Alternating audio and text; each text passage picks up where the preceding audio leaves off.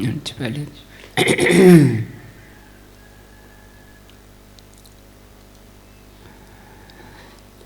Manusia diberi nama An-Nas oleh Allah karena maknanya karena manusia itu pelupa. Di ayat lain Allah mengatakan manusia itu dengan kata al-insan. Insan itu dari kata uns.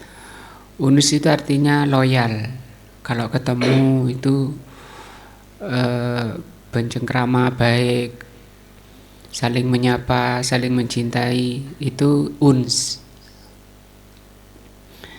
Beda dengan hewan, misalnya harimau ketemu harimau atau ketemu kucing kayak gitu bertengkar karena tidak bersifat uns.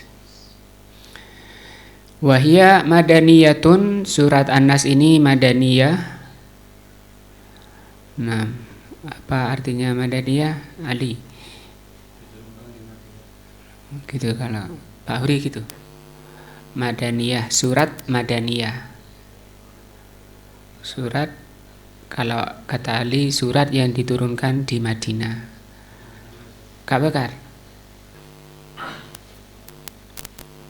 Madaniyah? Pak Toha juga? Iya, tadi pagi juga saya tanya di Kalisat itu juga gitu jawabannya. Tapi itu salah. Yang benar Madaniyah itu adalah surat yang turun setelah hijrah. Kalau surat-surat atau ayat-ayat yang turun sebelum hijrah namanya Makkiyah. Jadi walaupun surat itu turun di Makkah, kalau turunnya setelah hijrah itu disebut Madaniyah. Bukan tempatnya tapi masanya. Ada 6 ayat di sini. Bismillahirrahmanirrahim. Untuk bismillah sudah sering kita bahas. Tinggal selanjutnya kata beliau, kata Allah Subhanahu wa taala, "Qul a'udzu birabbin nas." Katakan Muhammad, aku berlindung dengan Robnya manusia. Rob itu artinya yang mencipta, yang memiliki dan yang mengurusi. Anas tadi manusia. Malikin nas, pemilik manusia atau raja manusia. Ilahin nas, sesembahan manusia, atau kalau diterjemah diartikan Tuhan manusia. Min syarril waswasil khannas, dari kejelekannya al-waswas, bisikan yang sembunyi. Alladzi waswisu fi sudurin nas, yang membisikkan kejelekan di dada manusia. Nah, sudur di sini diartikan dada, asalnya memang dada. Tapi ini maksudnya hati. Jadi kalau di dalam ayat hati itu banyak. Kadang disebut akal, kita bilang akal. Jadi akal itu di dalam hati. Kemudian yang kedua kolbun, kulub. Kemudian yang ketiga ada fuad. Yang keempat ini sudur. Semuanya maknanya hati.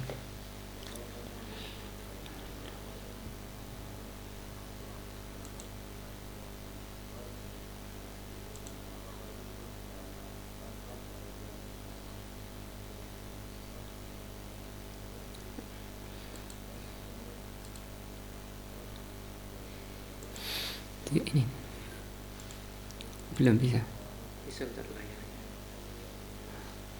Oh layar, oh ini benar.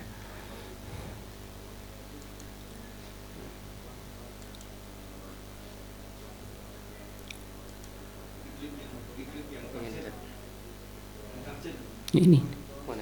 Oh iya. Ini ya. Klik.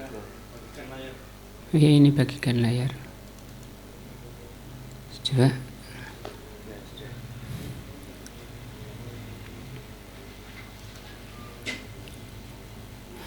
Minal jinnati wan nas, dari jin dan manusia. Kata beliau Al-Imam As-Sa'di rahimahullah, wa hadhihi suratu, surat ini, surat An-Nas, mustamilatun alal isti'adati bi rabbin nas. Surat ini mengandung perintah untuk memohon perlindungan kepada pencipta manusia, wa malikihim, dan kepada pemilik manusia, wa ilahihim, dan sesembahan manusia. Dan tentu kita semua faham siapa pencipta manusia, pemilik manusia, sesembahan manusia, yaitu Allah Azza wa Jal. Berlindung dari apa? Minasyaitan, berlindung dari syaitan. Alladzi huwa aslus syurur. Setan itu merupakan sumber kejahatan atau sumber kejelekan. Kulliha, seluruh kejelekan itu sumbernya adalah syaitan.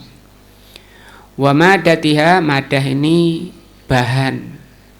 Kalau mau bikin bangunan itu kayak batunya, pasirnya, semennya. Nah, alladzi min fitnatihi, di antara bentuk kejahatan syaitan, wa syarrihi, dan kejelekan syaitan, annahu, bahwa syaitan itu yuwaswisu, membisikkan. Dan ini kemampuan syaitan itu cuma di sini, membisikkan. Artinya keputusan masih tergantung pada yang dibisiki. Sehingga nanti syaitan ketika di neraka, dia melepaskan dirinya dari tanggung jawab dari hasil was-wasnya ini. Dia mengatakan, kenapa manut, kenapa ikut aku, kan aku cuma mengajak saja. Yang memutuskan ikut kan kamu sendiri, yang salah kamu bukan saya. Setannya seperti itu. Annahu yuwaswisu fi sudurin nas, setan itu kerjanya ini, yuwaswisu, membisikkan di hati-hati manusia. Bagaimana bisikan-bisikan syaitan?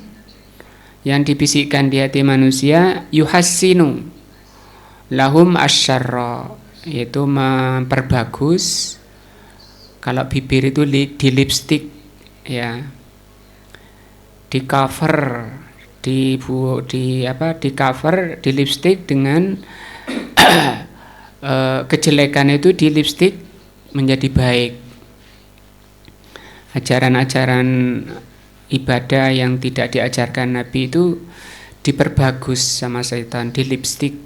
Kan bagus, wong ayat yang dibaca, hadis yang dibaca, zikir-zikir yang dibaca. Walaupun itu tidak pernah diajarkan oleh Rasul dan tidak pernah dicontohkan oleh Rasul, tapi banyak manusia menganggap baik.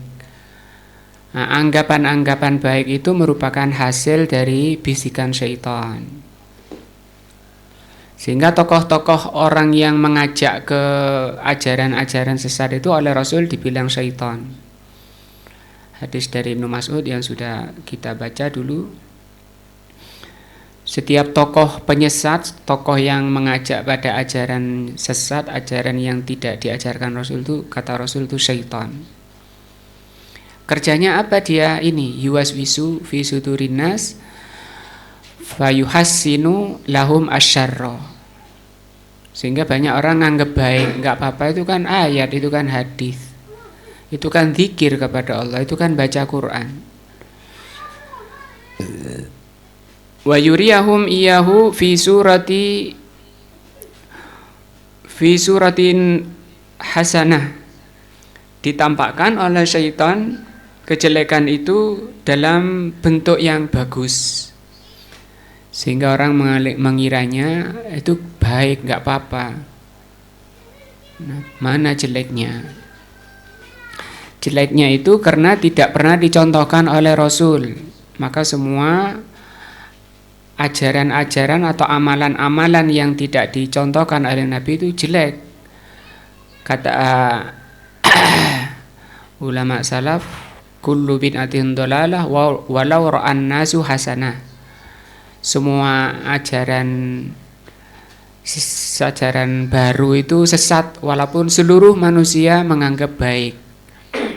Kata beliau, seluruh manusia menganggap baik tapi nggak ada contohnya, itu jelek. Karena itu hasil daripada was-wasnya syaitan. Pertama tadi diperbagus ya, dipermak, di lipstick. Nah, walaupun bibir itu kan pakai lipstick untuk itu tujuannya, memperbagus. Kalau bibir sudah bagus ya nggak perlu lipstick lagi. Ya. Yang kedua, syaitan kerjanya ini menampakkan yang kejelekan itu ditampakkan baik. Maka kita jangan tertipu kalau tidak diajarkan Nabi, walaupun orang seluruh manusia bilang baik, jangan tertipu, itu jelek. Siapa yang bilang? Rasul sallallahu alaihi wasallam mengatakan, bahkan setiap Jumat, setiap khutbah beliau mengatakan wa syarrul umuri muhdatsatuha, kata beliau. Apa artinya? Paling jeleknya perkara itu mengada-ngada dalam agama. Itu syarron umur itu maksudnya paling jelek. Di sana karena banyak kejelekan-kejelekan lain, ada mencuri jelek, ada memfitnah itu jelek, membunuh itu kejelekan. Tapi yang paling jelek itu apa? Mengada-ngada dalam agama, mengamalkan amalan-amalan yang tidak dicontohkan oleh Rasul sallallahu alaihi wasallam. Ditampakkan baik. Yang ketiga, wayan situ iradatahum li fi'lihi. Setan ini kerjanya yang situ, artinya memberi semangat. Orangnya diberi semangat. Nah, sehingga sering kita dapati orang itu kalau melakukan amalan yang tidak diajarkan Nabi itu mengalahkan semangatnya, itu mengalahkan ketika diperintah oleh Allah sholat 5 waktu. Enggak semangat seperti semangatnya kalau melakukan amalan-amalan yang tidak diajarkan Nabi. Nah, kadang bajunya seminggu sebelumnya sudah disetrika, disiapkan minyak wangi, tapi kalau sholat 5 waktu diremehkan. Nah, itu hasil kerja syaitan yang seperti itu. Kalau orangnya itu benar baik, ikhlas, jujur di dalam beragama, dia beragama karena Allah Subhanahu wa taala, hatinya ikhlas karena Allah dan caranya mencontoh Rasul sallallahu alaihi wasallam. Akalnya masih sehat, fitrahnya masih sehat. Nah, semangat itu kalau benar. Wayak bihu, keempat, pekerjaan setan itu memperjelek al khaira lahum. Jadi kebaikan-kebaikan ditampakkan jelek, dibuat oleh setan itu jelek.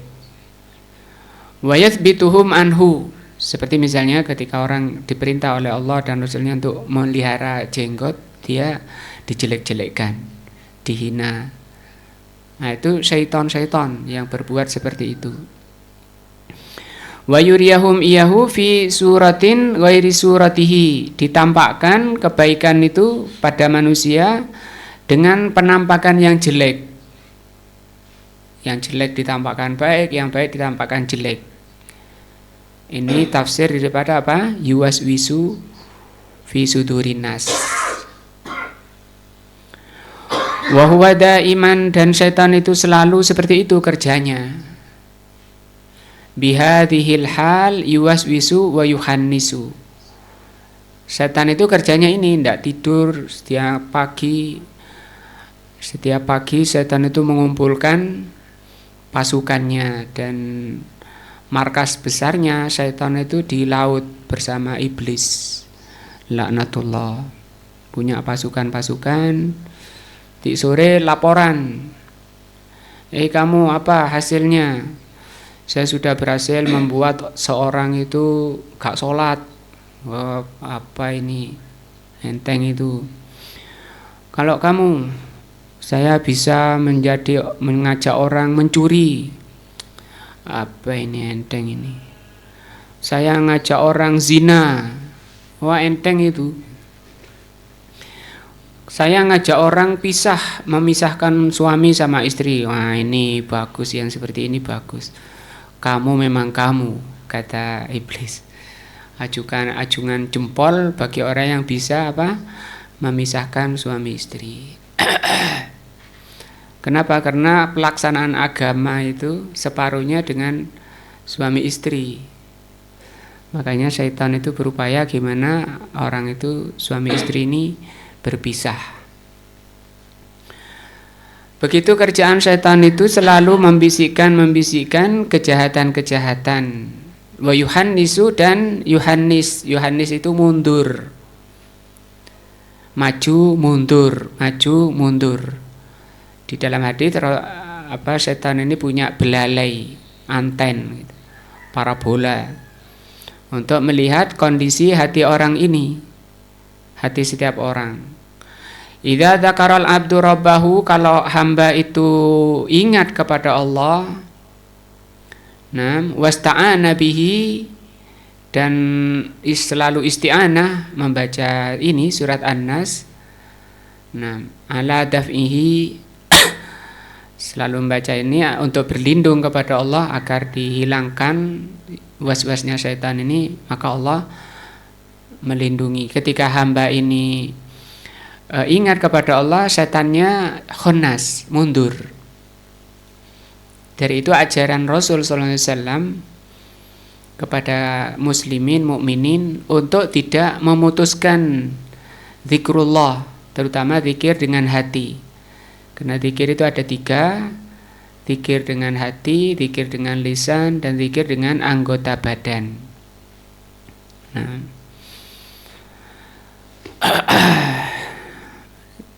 Zikir dengan hati itu tidak boleh putus.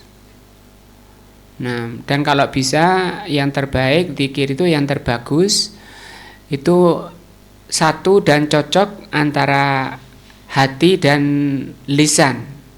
Karena ada zikir dengan lisan saja, orang itu baca la ilaha illallah, la ilaha illallah, subhanallah, subhanallah, itu sebatas lisan, hatinya enggak. Di antara contohnya orang kalau habis sholat itu, ya zikir setelah sholat itu loh yang 33 baca subhanallah, 33 alhamdulillah, 33 baca Allahu Akbar. Itu yang terbaik kalau lisan dan hatinya bareng, sama. Kalau cuma lisannya saja itu mati, tidak ada pahalanya, tidak ada gunanya. Kalau lisan saja tidak, kalau hati saja tidak ada contoh dan tidak ada dalil zikir setelah sholat dengan hati, misalnya lisannya diem tok, kok meneng tok sampean zikir hati gitu. Enggak ada, mana dalilnya zikir hati. Jadi zikir dengan apa? Yang terbaik hati dengan lisan. Bagaimana bacanya? Subhanallah, subhanallah, subhanallah. Ini masih memungkinkan orang itu nyatu lisan dan hatinya. Tapi kalau baca gimana? Subhanallah, subhanallah. Enggak, Allahnya enggak hilang. Subhanallah, subhanallah, subhanallah, subhanallah, subhanallah. Hamlah, bar, nggak ketemu ujung dan pangkalnya. Ini bacanya nggak genah seperti itu. Lobar, bahasa Madura bubar itu. Ya, lobar kan bubar. Buyar maksudnya. Itu kan celaan malah maksudnya. Allahu Akbar, Allahu Akbar, Allahu Akbar. Itu masih mungkin nyatu antara apa?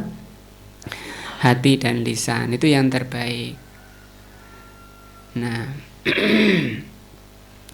ketika orang itu selalu ingat kepada Allah dalam segala keadaannya, tidak ada peluang, tidak ada masuk syaitan. Maka dilihat kondisi hati, kapan hati itu apa isinya hati.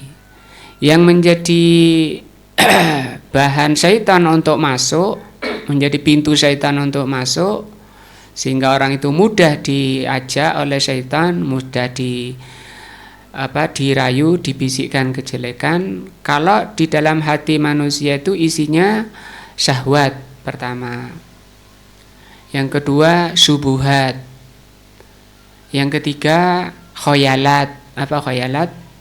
Hayalan-hayalan. Yang keempat tamanni atau tulul amal. Syahwat misalnya orang terlalu cinta pada dunia, hubud dunia, pikirannya dunia, sehingga ketika takbir Allahu Akbar, padahal itu maknanya Allahu Akbar itu maknanya Allah yang terbesar daripada dibanding apa? Dunia. Tapi setelah Allahu Akbar hilang pikirannya, pergi, dia sendirian di situ, pisah. Kamu di situ, badanmu di situ, tapi hatimu ke pasar.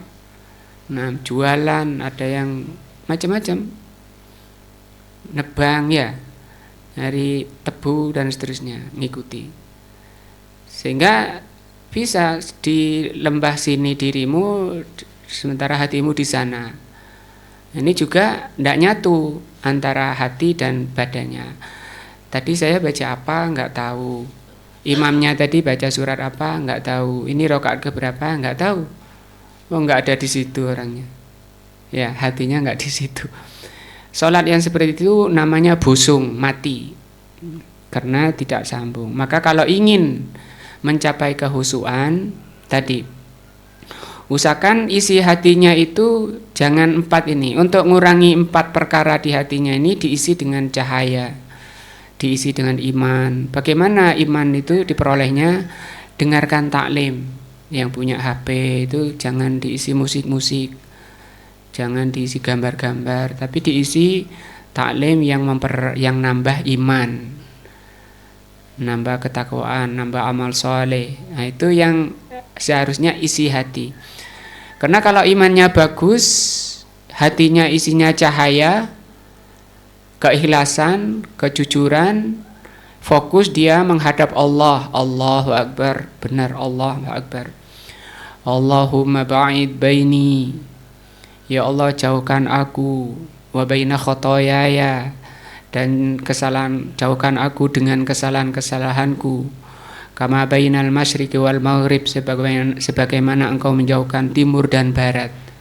Satu, lisan dan ucapannya itu satu. Ada yang membaca ini wajah tu, sesungguhnya aku hadapkan diriku, wajhiyah, wajahku ini aku hadapkan ya Allah pada dirimu. Padahal itu lisannya bunyi gitu tapi hatinya di pasar. Nah, kan dusta, nggak cocok. Bacanya pelan-pelan, apa yang dibaca itu dia faham, apa yang diucapkan dia faham, fokus. Kalau ada setan bisikan, yang dibisikkan ya antara 3 tadi, 4 itu kemungkinannya 4 apa? Syahwat, syubuhat, khayalan, tulul amal, angan-angan kosong. Itu aja bahannya. Maka kalau ini tinggi, yang 4 perkara tinggi, setan itu mudah punya banyak bahan di hati orang itu.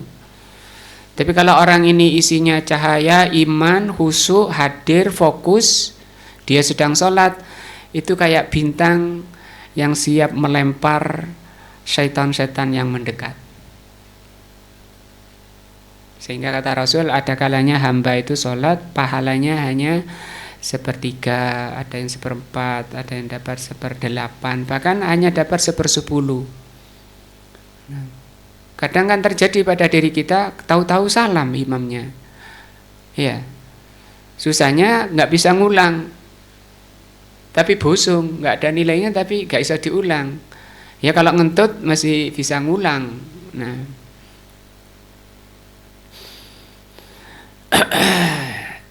jadi surat ini pelajarannya itu, bagaimana supaya kita waspada dari wiswasnya syaitan. Termasuk waswasnya syaitan ini terutama upayanya menghalangi manusia dari kebaikan. Fayam bagi lahu an yasta'ina, maka hendaknya setiap muslim itu memohon pertolongan kepada Allah. wa yasta'idu dan memohon perlindungan, wa yasta'simu dan memohon penjagaan birububiyatillah dengan rububiyah Allah. Makanya membaca apa tadi? Apa bacanya? Qul a'udzu birabbin nas, dengan Robnya manusia. Nah, birububiyatillahi linnasi kullihim. Wa annal khalqa, karena seluruh makhluk ini, kullahum seluruh manusia, dakhiluna masuk tahtar rububiyati wal milki, karena seluruh makhluk itu di bawah rububiyah Allah dan di bawah kepemilikan Allah. Rububiyah maksudnya di bawah ciptaan Allah, yang mewujudkan itu Allah, yang mengurusi itu Allah, itu rububiyah. Fakullu dabbatin, maka setiap yang melata di atas bumi, huwa akhidun binasiyatiha, setiap yang melata di muka bumi ini di bawah kekuasaan Allah. Yang kedua, berlindung kepada uluhiyah Allah. Uluhiyah artinya hak diibadahi, hak disembah. Alladzi khalaqahum li ajliha, yang Allah menciptakan manusia dalam rangka itu. Maksudnya Allah menciptakan manusia itu dalam rangka uluhiyah, bukan hanya rububiyah, tapi uluhiyah ini tujuan intinya, tujuan pokoknya. Apa itu? Beribadah, menyembah hanya kepada Allah. Fala tatimmu lahum, maka tidak bisa sempurna uluhiyah itu, ibadah itu tidak akan sempurna illa bidaf'i syarri aduwihim, kecuali kalau dilindungi oleh Allah dari kejahatan musuhnya. Seorang hamba bisa menyempurnakan ibadahnya kepada Allah apabila orang itu dilindungi, dijaga dari kejahatan musuhnya. Sementara musuh kita itu ada yang terlihat dan ada yang tidak terlihat. Alladzi yuridu an yaqta'ahum anha wa yahulu bainahum wa bainaha, yang tujuan atau keinginan dari musuh itu memutus manusia antara dirinya dengan ibadahnya atau dengan Allah Azza wa Jalla. Wa yahulu, dan memalingkan, wa yuridu an yaj'alahum min hizbihi, dan mereka menginginkan, syaitan baik jin maupun manusia menginginkan dan mengharapkan agar manusia mukminin muslimin itu termasuk dari golongannya, termasuk dari hizbinya. Maka di sana ada dua hizbi, ada hizbullah, ada hizbus syaitan, golongan Allah dan golongan syaitan. Golongan Allah yang beriman, bertakwa, amal saleh. Golongan yang tidak begitu namanya golongan syaitan. Allah mengatakan ala inna hizballahi humul muflihun, yang berbahagia adalah hizbu, golongan Allah. Kalau sudah menjadi golongannya, menjadi hizbinya, kata beliau liyakunu min ashabis sa'ir, agar manusia itu menjadi penghuni neraka. Tujuan akhirnya ke neraka. Nanti setelah sampai di neraka ketemu sama syaitan, sama iblis itu ketemu. Dan ceramah itu si syaitan untuk melepaskan dirinya dari tanggung jawabnya. Saya tidak tanggung jawab pada kalian, karena saya di dunia cuma yuwas wisu. Makanya surat ini dibaca setiap selesai sholat, kecuali maghrib dan subuh dibaca 3 kali. Wal waswasu kama yakunu minal jin, bisikan-bisikan kejelekan itu dilakukan oleh jin, yakunu minal ins, juga dilakukan oleh manusia. Sehingga Allah mengatakan walihadza qala, dari itu Allah mengatakan minal jinnati wan nas. Dari jin itu ada dari jenis jin dan dari jenis manusia. Dari jenis jin itu lebih mudah untuk mengusirnya. Jin itu kalau dengar adzan itu jauh terbirit-birit, lari sampai ke pentut-pentut. Tapi kalau manusia, jin manusia dengar adzan ya menter. Jin juga dibacakan Al-Quran, kepanasan, terbakar, lari. Tapi kalau manusia susah. Nah, Maka kita berlindung kepada Allah dari jin, dari syaitan jin dan manusia. Kalau syaitan sendiri maknanya yang menghalangi dari kebenaran atau menghalangi dari kebaikan, itu makna syaitan. Nah, kita lihat di sini di kitab Ighathatul Lahfan secara rinci perbuatan-perbuatan syaitan. Nah, judulnya di sini fi makayidi syaitan allati yakidu biha ibnu Adam. Bagaimana tipu-tipu daya syaitan, tipu daya syaitan pada Bani Adam. Nah, qala Allah Ta'ala ihbaran an aduihi iblis. Allah menjelaskan di ayat ini surat Al-A'raf ayat 16. Allah mengabarkan tentang musuhnya yaitu iblis. Lama sa'alahu animtinaihi anis sujud li Adam. Ketika Allah menanyakan kepada iblis kenapa tidak mau sujud pada Adam. Nah, wahtijajihi, dan iblis itu Allah menanyakan tentang alasannya, hujahnya apa. Dan iblis bisa berhujah, bisa menyampaikan dalil kepada Allah kenapa dia tidak taat. Dan manusia juga ditanya nanti oleh Allah, qul hatu burhanakum in kuntum shadiqin. Maka kita kalau mengamalkan suatu amalan ibadah harus ada dalilnya, karena Allah akan menanyai dalilnya. Tadi itu ayatnya qul hatu burhanakum in kuntum shadiqin. Allah tidak menanyai tidak menanyai selainnya, tidak menanyai tentang gurunya, tidak. Siapa yang kamu ikuti? Tidak seperti itu. Yang ditanya oleh Allah burhan, dalil. Maka iblis menyampaikan dalilnya bi annahu khairun minhu, karena saya lebih baik dari Adam. Wa ikhraji minal jannati annahu sa'ala an yuntadhira fandharahu.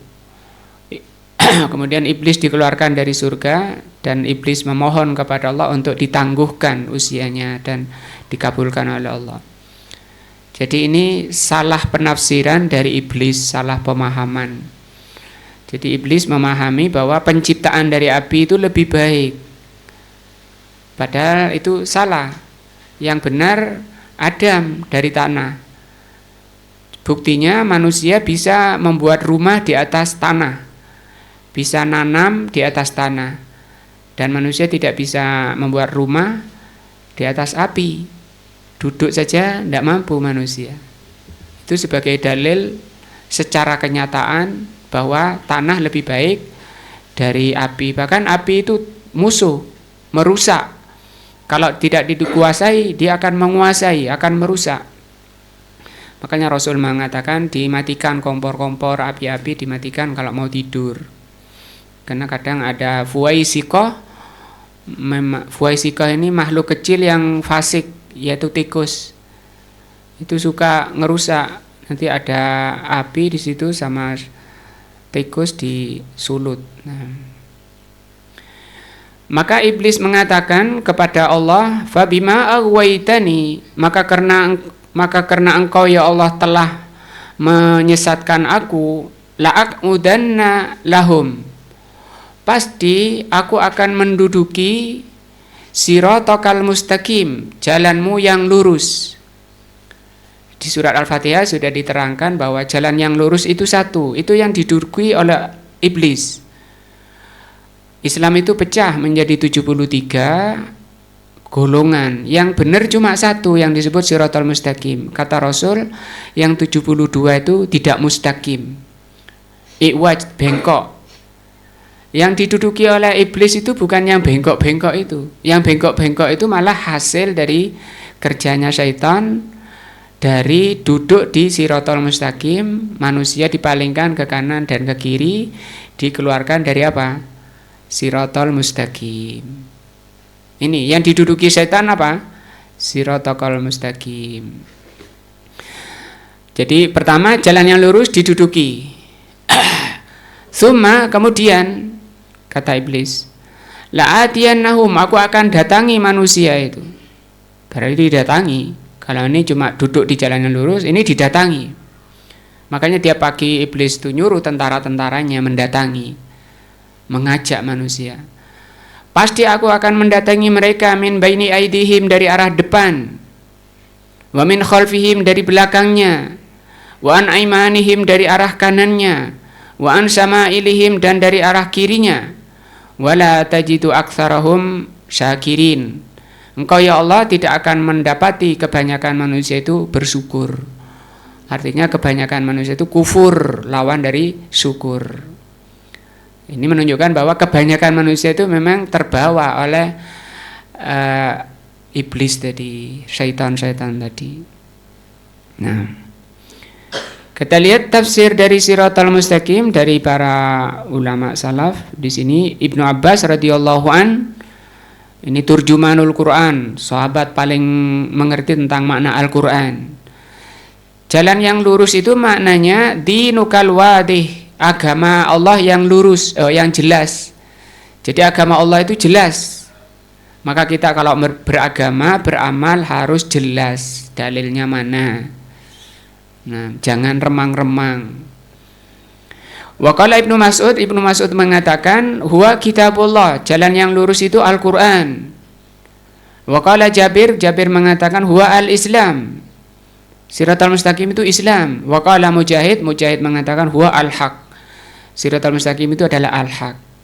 Wal jami'u ibaratin an makna wahidin, semua tafsir tadi itu satu, maknanya satu.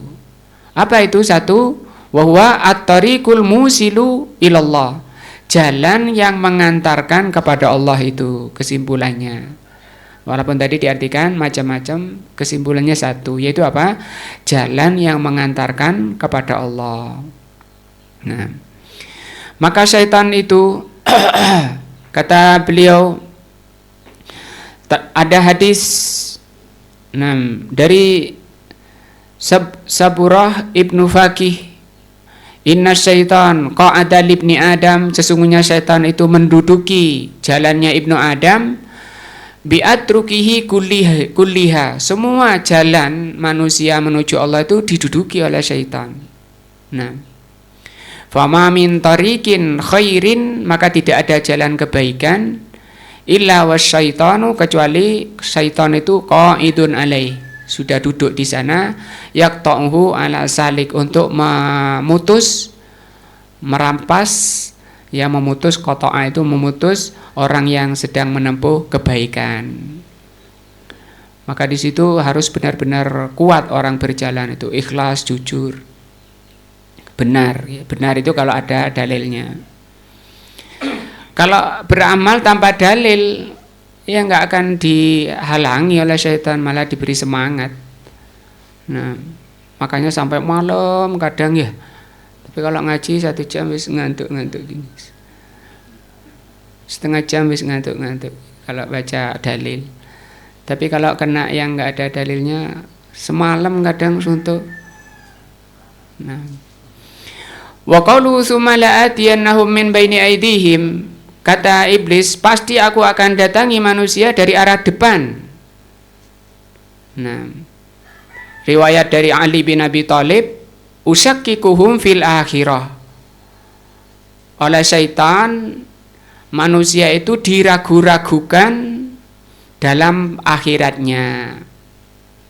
Nah, karena kenapa dari depan itu diartikan akhirat? Karena orang ini sedang berjalan menuju akhirat. Banyak kan hadis-hadis yang menerangkan bahwa kita ini sedang berjalan menuju akhirat. Maka itu yang didatangi dari sana. Terus apa yang dilakukan syaitan? Takdziban, agar manusia itu mendustakan akhirat, tidak percaya dengan akhirat. Nah, enggak, keyakinan tentang akhirat itu lemah, rendah. Karena keyakinan tentang akhirat ini menjadi pendorong utama manusia mau melakukan kebaikan. Setiap kebaikan itu pendorongnya iman kepada Allah dan iman kepada hari akhir. Bil ba'tsi, dia tidak percaya dengan hari kebangkitan. wal jannati wan nar, kurang kuat imannya tentang surga dan neraka sehingga dia meremehkan neraka, diremehkan, paling aku nggak dibakar nanti paling. Nah, itu paling-paling ini. Nah, paling-paling ini kerjaan syaitan dari arah depan. Maka orang-orang yang lemah imannya, lemah ibadahnya, ini hasil dari kerjaan syaitan dari arah depan. Yang berikutnya, syaitan mendatangi dari belakang. Berarti kita ini akan diburu, dikepung oleh syaitan dari segala arah. Tadi disebutkan had tafsir. Qala Ibnu Abbas uraghibuhum fi dunyahum. Syaitan memberi semangat manusia dalam perkara dunia. Pokoknya dunia. Dan ini fitnah memang. Dunia itu melalaikan. Allah mengatakan apa? Alhaakum at-takatsur. Apa artinya? Telah melalaikan kamu at-takatsur. Apa at-takatsur? Memperbanyak dunia. Maka cinta dunia itu termasuk dosa. Sampai kata Rasul SAW, manusia itu kalau diberi 2 lembah atau 2 gunung emas, dia ingin yang ketiga. Dia ingin yang ketiga. Emas yang ketiga. Sehingga dia sibuk dengan urusan dunia, tidak peduli dengan urusan akhiratnya, habis usianya, habis umurnya, habis tenaganya untuk urusan dunia. Ini kerja siapa? Syaitan. Nah, illa man taba, kata Rasul SAW. Manusia itu kalau diberi 2 gunung emas akan ingin yang ketiga, kecuali man taba. Apa taba? Orang taubat. Dikatakan taubat karena memang salah. Kalau nggak salah tidak dibilang taubat. Tidak perlu taubat kan? Nah, taubat dari apa? Dari ngejar-ngejar dunia itu loh. Urusan akhiratmu ini yang penting. Tapi dia habiskan usianya, habiskan tenaganya untuk urusan dunia. Ini kerjaan syaitan dari arah belakang. Ditarik-tarik. Hidup masih panjang, ayo senang-senang dulu. Nah, kita masih kuat, tenaga masih kuat. Begitu tua, sudah tinggal penyakit tok isinya. Badan sudah lemah, kulit sudah keriput, rambut sudah hitam, gigi sudah rompal, sudah isinya keluhan-keluhan tok. Nah, agama kurang, iman kurang, karena tadi dibuat mainan dunia. Min kibali, di kata Hasan Al-Basri rahimahullah, min kibali dunyahum, dari belakang itu maksudnya dari arah dunia. Tadi dibuat orang itu oleh setan diberi semangat dalam dunia. Rasul juga mengatakan likulli nabiyyin fitnah.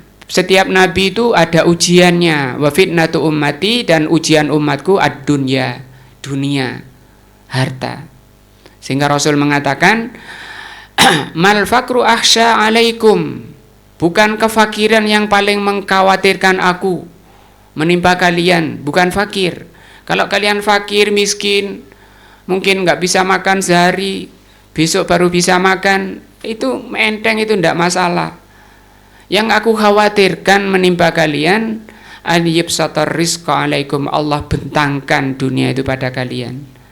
Kemudian kalian bersenang-senang, kemudian kalian tabaghadu, saling membenci, tadabaru, saling membelakangi, fatahliku, kemudian kalian binasa sebagaimana umat-umat dahulu binasa. Nah, bahkan ketika orang masuk, Rasul pernah masuk surga. Kumtu abwabal jannah, kata Rasul, aku pernah berdiri di pintu surga. Fara'aitu aktsara ahliha al-fuqara wal masakin. Pernah aku berdiri di pintu surga, ternyata kebanyakan penghuninya fuqara wal masakin, orang fakir dan miskin. Sampai kata Syekh Ibnu Utsaimin, maka gembiralah jadi orang fakir miskin, karena itu ahli surga, kata beliau. Tapi fakir yang mana, fuqara mana? Yang beriman dan takwa. Karena bukan fakirnya itu yang menyebabkan masuk surga. Nah, dan bukan kekayaannya juga orang masuk surga. Tapi karena apa? iman dan takwanya. Terus apa kok Rasul bilang mengatakan itu?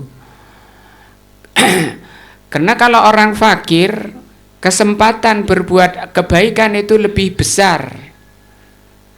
Orang miskin itu kesempatan ibadah itu lebih tinggi, sehingga dia lebih banyak melakukan ketaatan dibanding orang kaya. Orang kaya kan sibuk. Ayo taklim, waduh aku di pasar lagi rame-ramenya ini pembeli. Jual mie ayam, apalagi pas maghrib, wah diuji oleh Allah rame-ramenya. Bareng Allahu Akbar, Allahu Akbar. Nah ini kan diuji. Nah, mana yang lebih dicintai, Allah atau mie? Nah, mie ayam. Maka di situ dilihat hati orang ini diuji. Orang yang cuek dengan adzan tidak mau menjawab, karena kalau dengar adzan kata Rasul ada dua perintahnya, wajib. Satu mendengarkan. Ya. Mendengarkan itu wajib. Jangan kalau lagi pegang apa, taruh, dengarkan itu. HP taruh. Nah, walaupun taklim, berhenti dulu taklimnya, dengarkan. Yang kedua apa perintahnya? Menjawab, menirukan apa yang dibacakan. Maka harus kita biasakan seperti itu, karena itu perintah dan itu wajib. Tapi kan kenyataannya kita dapati banyak orang yang cuek karena itu, karena tidak bisa, orang itu tidak bisa pisah atau berat berpisah dengan yang dicintai. Ketika Allah yang paling dia cintai, kalau kita lihat kitab-kitab salaf dahulu, diceritakan orang salaf dulu walaupun kerjanya itu tukang, sudah mengangkat palunya, mengangkat petilnya, tinggal nuduk dengar Allahu Akbar, dilempar itu petil. Allah lebih besar dari sekedar petil ini, dilempar petilnya. Disambut seruan Allah, panggilan Allah, ditirukan, berhenti Allahu Akbar, Allahu Akbar. Ada enggak tukang kayak gitu sekarang? Gak sholat bahkan, ya, gak sholat. Nah, kebanyakannya, tapi yang sholat ya banyak, cuma kebanyakannya. Maka orang-orang yang tidak peduli dengan adzan seperti itu menunjukkan di hatinya itu Allah itu nomor 2. Yang lebih dicintai ya urusan dunia tadi. Sehingga dia lemot, baru paling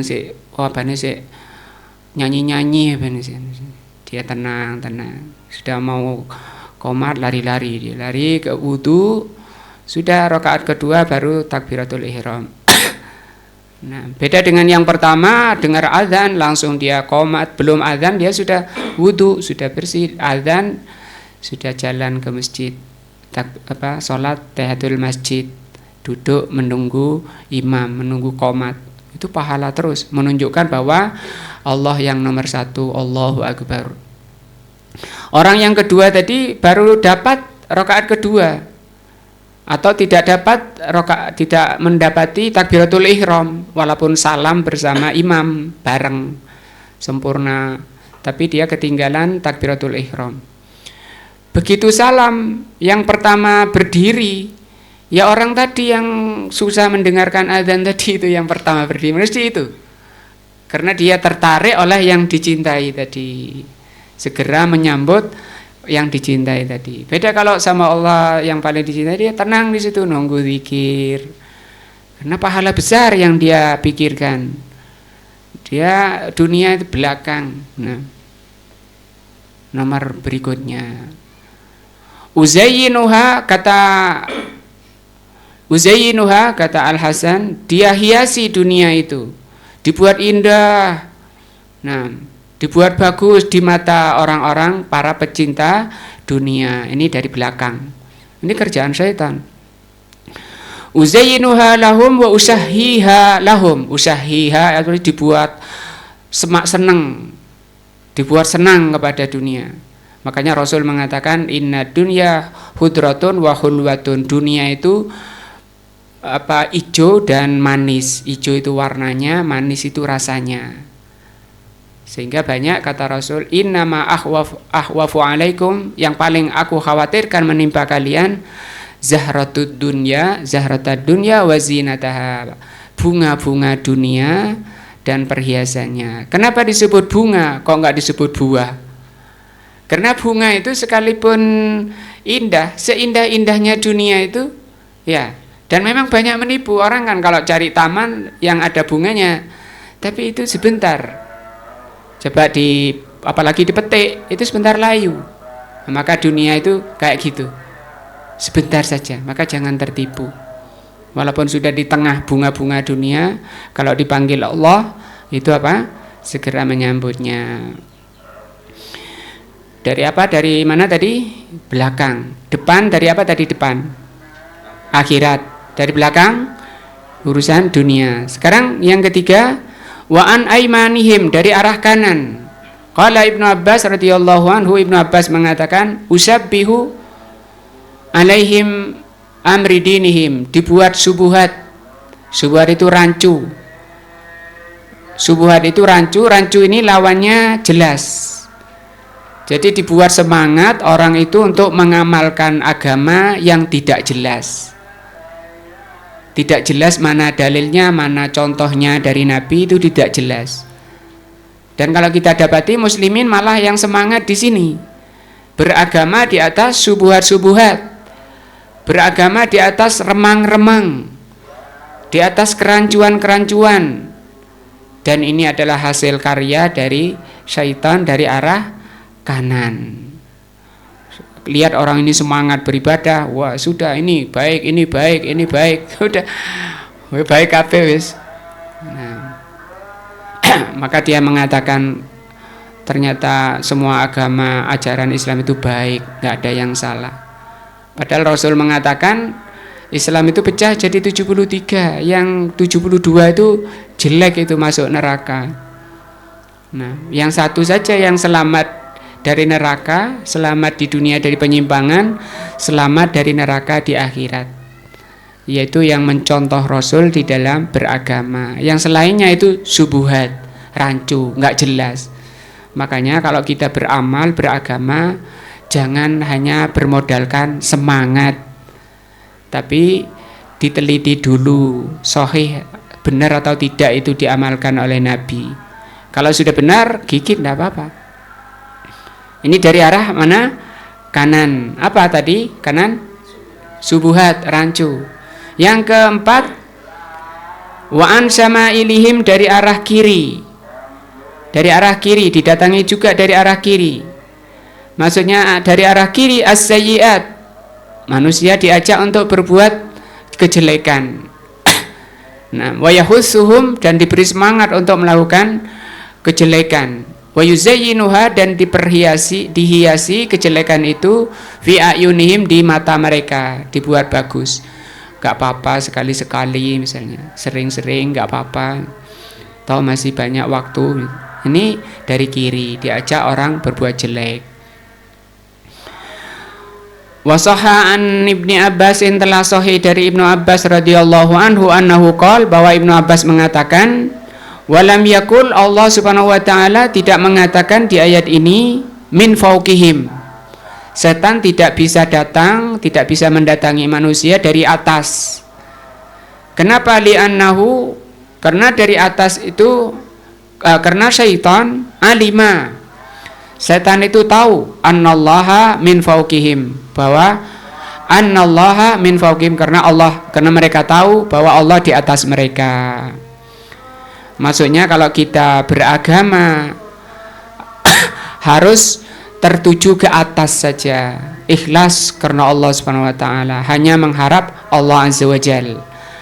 Kalau mengharap Allah Azza wa Jal dan mengikuti contoh Nabi, sandarannya musat satu menyatu ke atas, setan tidak akan mampu untuk menggoyah, untuk memalingkan. Nah, maka yang tadi yang dipalingkan oleh syaitan itu hanya orang-orang yang kurang ikhlas di dalam beribadah, gak husuk, gak hadir hatinya. Qala Asy-Sya'bi, berkata Imam Asy-Sya'bi, fallahu azza wa jal anzalar rahmah alaihim min fawqihim, juga karena Allah menurunkan rahmah itu dari atas mereka. Wa qala Qatadah, berkata Imam Al-Qatadah, Imam Qatadah, nah, Ataka syaitan, setan itu mendatangi kamu ya ibna Adam, wahai bani Adam, min kulli wajhin, dari segala arah. Ghairu annahu lam ya'tika min fawqika, tapi setan tidak mampu mendatangi kamu dari atasmu. Lam yastati, dia tidak mampu an yahula bainaka wa baina rahmatillah, untuk memalingkan kamu dari rahmat Allah. Maka yang dirahmati Allah yang ikhlas kepada Allah. Nah, ini rincian dari perbuatan syaitan, amalan syaitan untuk memalingkan manusia dari jalan yang lurus, dari jin dan manusia. Maka kita semangat untuk terus memahami ayat-ayat ini, karena kalau nggak paham ya sekedar lewat saja di lisannya, apalagi nggak ngerti maknanya, cuma baca tapi nggak ngerti maknanya. Untuk bisa fokus ke bacaan itu nggak bisa, dan mudah untuk dibawa oleh syaitan, dipalingkan, diingatkan ini dan itu. Mudah-mudahan menambah iman dan takwa kita, mudah-mudahan menguatkan hati kita, menguatkan iman kita. Mudah-mudahan bahasan ini juga melunturkan, menggugurkan kerak-kerak hati, kabut-kabut hati, penyakit-penyakit hati, diganti oleh Allah Subhanahu wa taala dengan iman, dengan cahaya. Semoga Allah memperbaiki agama kita yang menjadi pembimbing hidup kita. Semoga Allah memperbaiki dunia kita, karena kita hidup di dunia ini. Semoga Allah Subhanahu wa taala menjadikan dunia ini untuk menambah kebaikan, menambah ketakwaan, menambah amal soleh. Dan semoga Allah menjadikan kematian itu sebagai istirahat dari segala kejelekan.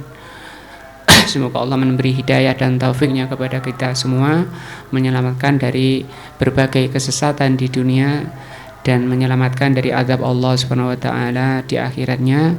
Wallahu a'lamu bisawab.